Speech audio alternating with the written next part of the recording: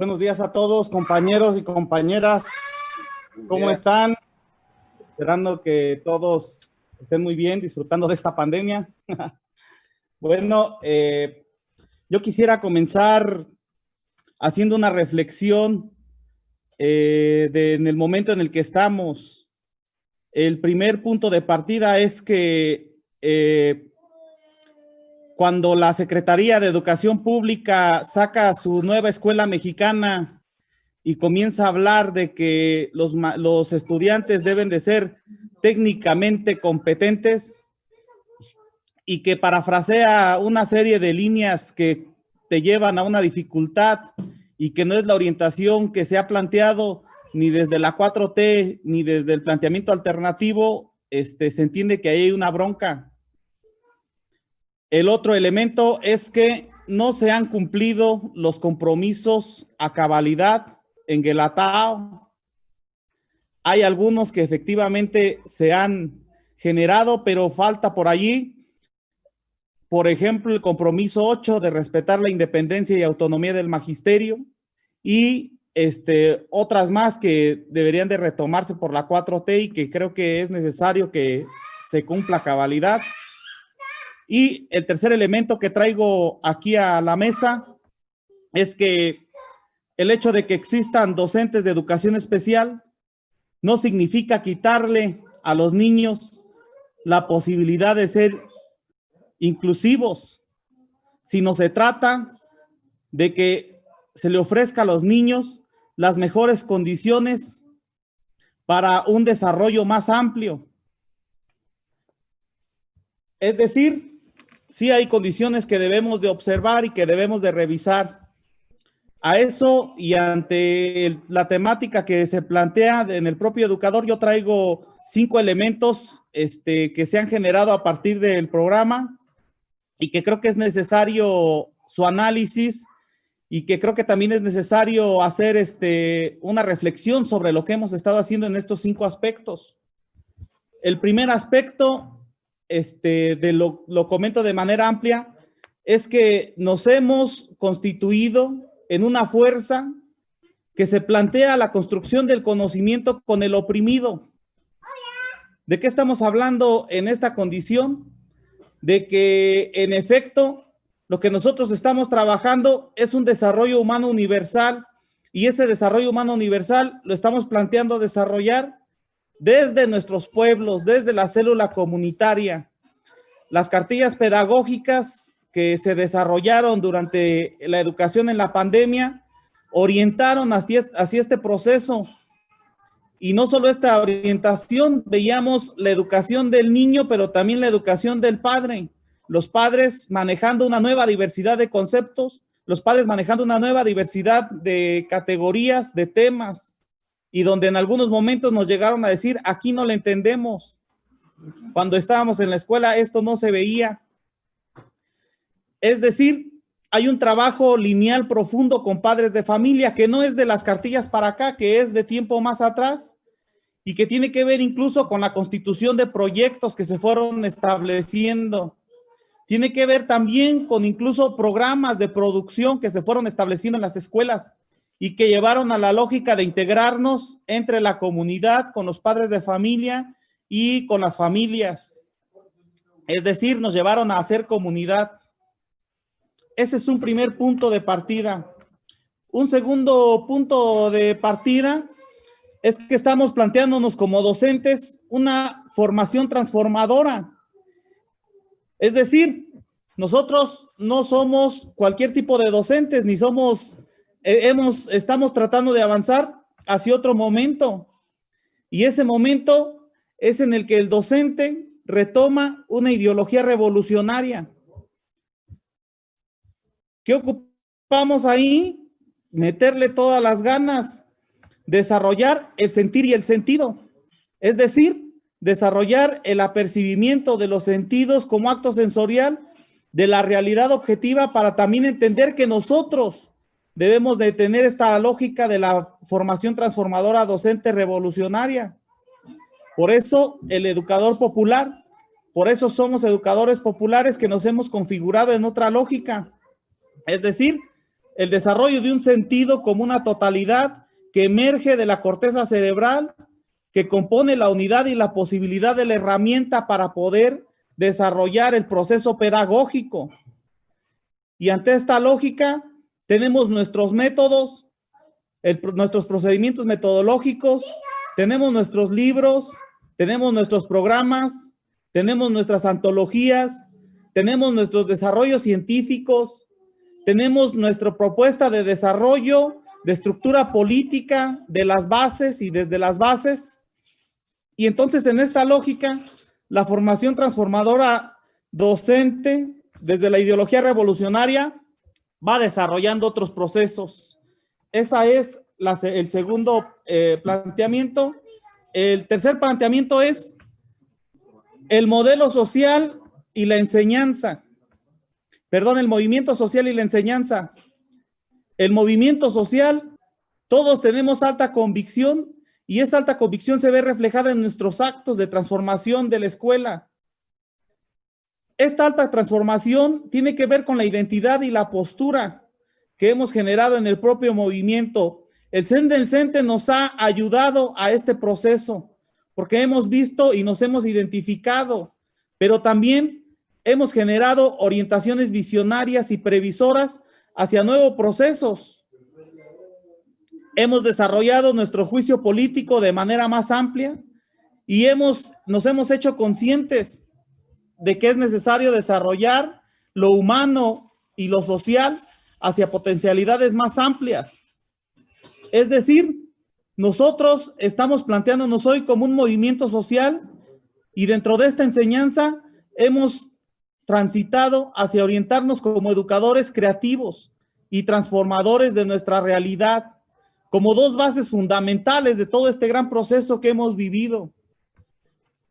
Entonces, aquí bajo esta condición, entra el siguiente punto, que es la investigación, y que es un punto muy importante y que creo que deberíamos de pararnos, detenernos, observar cómo hemos generado este proceso investigativo. Este proceso investigativo es una condición profunda, porque estamos partiendo de la ideología fundamentalmente revolucionaria. Es decir, estamos retomando todos estos procesos, aunque pues no debemos de decir que somos la excelencia, porque de repente tenemos, decíamos hace un momento, resbalones, pero fundamentalmente el planteamiento es retomar la ideología revolucionaria. Y a partir de eso hemos ubicado la necesidad de producción de conocimiento, a tal grado que hemos generado varias orientaciones. Estas orientaciones nos han llevado al repensar de la didáctica como elementos vivos, nos han llevado a generar los nuevos procesos de la ciencia, nos han llevado a balbucear los primeros procesos del cooperativismo desde la célula comunitaria y desde las escuelas, nos han llevado a educar la actitud, porque hemos entendido que aquí la condición de educar la actitud también se orienta hacia un proceso, y desde luego nos han llevado a nuevas prácticas sociales, desde la ética, desde el humanismo. Es decir, nos estamos preparando para el nuevo momento. Y lo hemos dicho también en otras ocasiones, hay un planteamiento de desarrollar una educación agradable, una educación fructuosa, una educación que se disfrute. Y en esta misma lógica hemos desarrollado investigación. ¿Qué nos hace falta? Pues ahí nos hace falta tejer más el lazo, establecer más la línea, ampliar, escribir, generar el nuevo proceso investigativo, donde creo que el proceso debe de ampliarse. Y de ahí paso al último punto. Y este último punto es una de las partes principales de nuestro programa alternativo, donde yo ubico que tenemos una profunda fuerza y que es el método. Es el método un proceso de amplitud pedagógica. Cuando nosotros hablamos del método desde el desarrollo de la realidad circundante, desde el despertar la curiosidad y desde el construir el objeto de estudio, nuestro método toma un proceso de amplitud.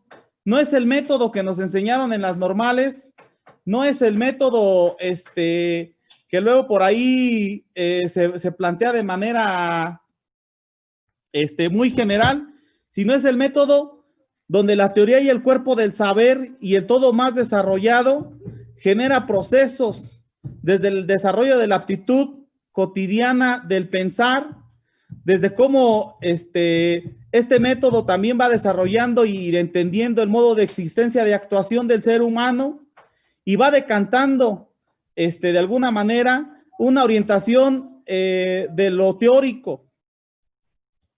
Aquí en el método nos estamos planteando una actitud de existir y de actuar, donde desarrollemos el sujeto universal y tenemos el planteamiento general para entender y desarrollar no solo el comportamiento automático que va generándose a partir de los cuerpos estriados y motores como el tálamo sensitivo, y todas las condiciones de las actividades reflejas, sino la coordinación superior y una generación del proceso en el plano de la interioridad del sujeto. Es decir, el método a lo que nos está invitando es a que en el plano de la interioridad haya una mediación del campo instintivo y también una mediación del campo presencial interior, la presencia interior. Esto está desarrollado desde una referencia perceptiva, es decir, desde el desarrollo contextual, desde las impresiones exteriores que vamos generando como sujetos. Y entonces, lo que nos planteamos como método cuando hablamos sobre la lectura del contexto, de los conceptos, las categorías, las leyes, y de los conocimientos comprobables, implica también entender la identidad contextual desde un núcleo de la totalidad. Es un maestro recapitulándose, constituyendo la unidad nacional y la dirección a la multiplicidad docente.